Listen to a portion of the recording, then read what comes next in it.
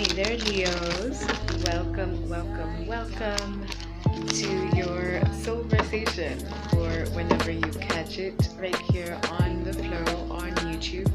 My name is AZMARi, and we're gonna be diving into the energies that your soul would like you to be aware of. If you're new to the flow, this is a space where we focus on purposeful growth and share perspectives and tools and all of that good stuff to help each other grow to the best of our capabilities. This reading is not going to resonate with every single Leo because I'm reading for a whole collective of Leos. And so check out your birth chart because this reading is intended for Leo's Sun, Moon, Rising, Venus, and Jupiter, and people who have Leo as a stellium on their birth chart. If you're not sure what that is, a stellium is basically you having 3 planets in Leo.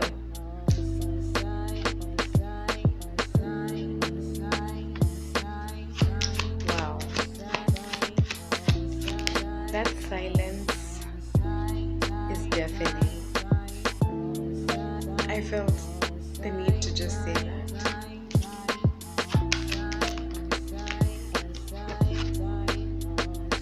Silence is deafening. Let's see what that's about, Leo. At the back of the deck, we have the Knight of Pentacles.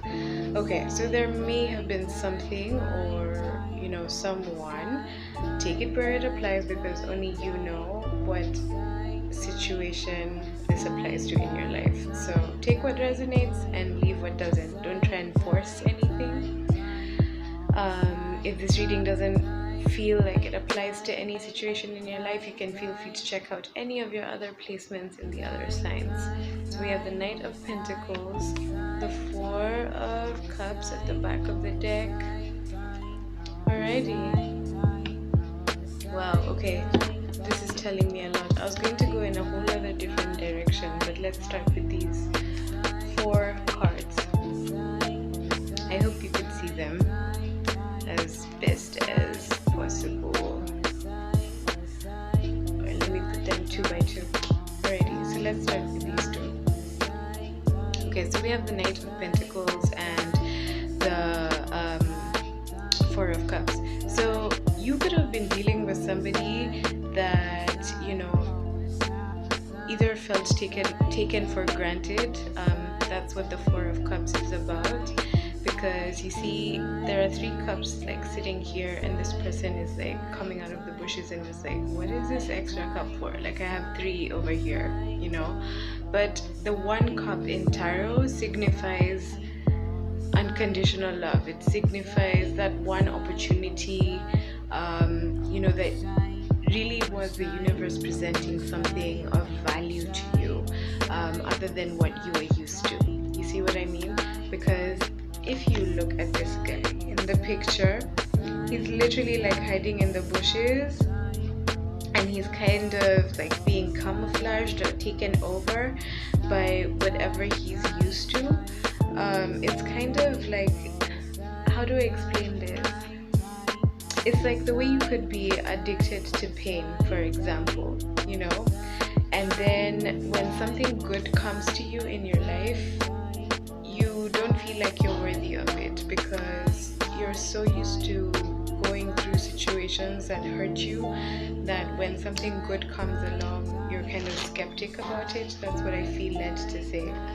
And so you may have been working on yourself and trying to work through all of the times that people made you feel taken for granted, and that's why that energy is coming up of there was an offer that was given to you and you rejected it, or you kind of threw it to the wayside and was felt like it was worthless, right?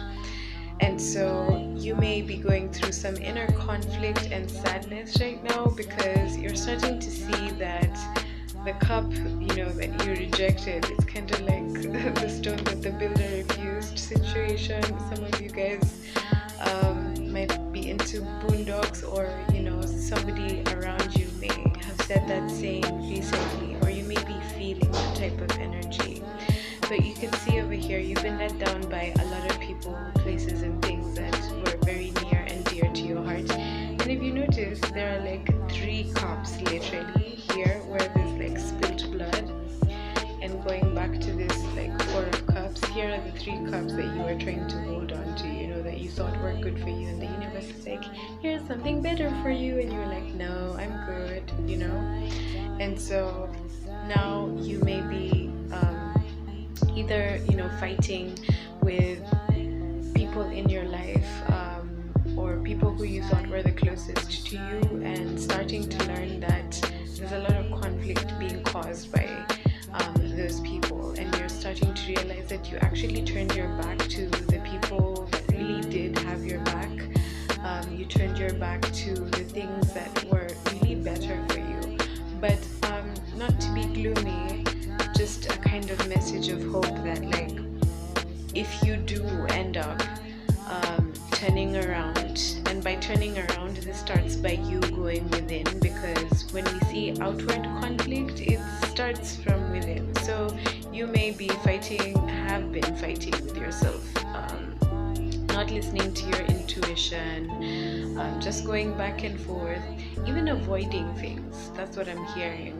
With all of this like spilt like blood, I feel like as much as it's blood, like for a lot of you, there may be like a lot of situations where like alcohol is involved and it's not helping you, or it's involved with the people that you're dealing with. That's what I'm getting. And like as I say that, like right now I am feeling like this like insane tiredness in my head, and I know that's not my energy, because I was feeling totally zen right before I did the reading. So there's a lot of heavy energy. But moving onwards onto the main cards that came onto the table, we have the Magician and we have the 7 of Pentacles. So you may have Gemini in your chart, heavily aspected. For some of you, you might have it in your 2nd house, and others of you, you may have it in your 10th house. But it doesn't matter. Everybody has Gemini in their chart in some place. But basically, here's the thing. With the Magician coming out and the 7 of Pentacles, you're choosing to take charge, because you're starting to learn from the lessons, or at least you will be. For whenever you come across this reading, you will be coming to a point where you're deciding to just take the reins of your meat suit, of your ship, of your soul, and decide to invest into the people, places, and things that bring back and cause your garden to grow. Not people who take away and leave desolation wherever they go. And for some of you, when I said that, I heard like, how will I know? Trust me, you will know. Trust the feeling. And it's funny, when that came out, I heard Whitney Houston, like that song, How Will I Know, playing. So maybe that song has a message for you as well. But I always say, go with your gut feeling and try to avoid numbing yourself. We have the Empress and the Knight of Cups coming out over here. Okay, so for some of you, if this is a love situation, there may be a Gemini who's choosing to invest in you, or you may be choosing to invest in a certain Gemini. Whoa, my head. Some of you may need to like drink more water. Also possibly just forgive yourself for the times that you chose the wrong people, the wrong places, and energy to invest in. I feel like with this Empress coming out in the Knight of Cups, right? For some of you, you might be whoa. This is a lot. When my throat chakra closes up, that normally means that like there's somebody who's trying to like stop you from communicating clearly, because they don't want you to see something clearly, or they don't want you to leave them by the wayside. But going back to this Empress and the Knight of Cups energy, I feel like you're choosing to, with the Empress, just as I said earlier, by choosing to invest in people, places, and things that give back to you, that's how you end up being the Empress. Can you see how she has like a beautiful garden behind her? She has the proverbial like heart on her sleeve, quote unquote, but it's really outside. And so you're then attracting people, places, and things who are vulnerable with you because you choose to be in that vulnerable energy. And the Empress is that energy of attracting, and not chasing. And so because you're being that super powerful, beautiful magnet, you're then now bringing and attracting people into your life who will give you that same energy. Rest as much as you can. That's what I would say. And I'm really sorry if you're going through a super hard. Alrighty. Another message from the universe. You might feel like things are falling apart, or people might be again trying to block you from seeing this message, but we shall continue to speak. Alrighty, so we have the Ace of Wands and the Nine of Cups.